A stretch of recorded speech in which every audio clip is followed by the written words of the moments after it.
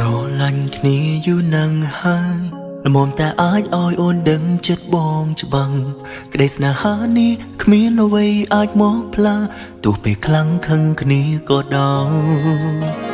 តែបងចង់សុំចិត្តអូនម្យ៉ាងជឿថាអូនអាចធ្វើបានណាត្រានត្រា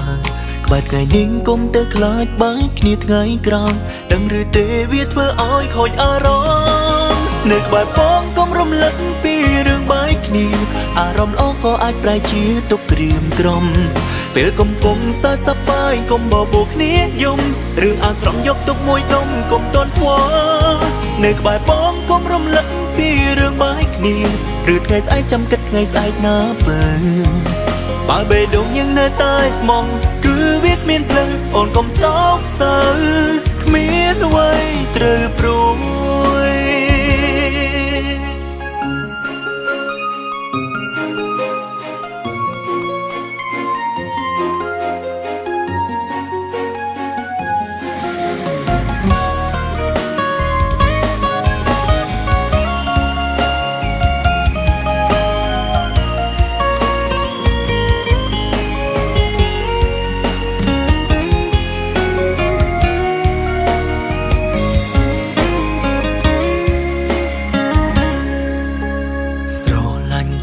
យូរណាស់ហើយល្មមតែអាចឲ្យអូនដឹងចិត្តបងច្បាំង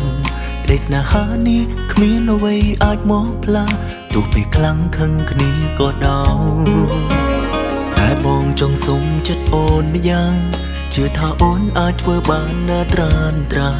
ក្បែរថ្ងៃនេះកុំទៅខ្លាចបែកគ្នាថ្ងៃក្រោយដឹងឬទេវាធ្វើឲ្យខូចអារម្ម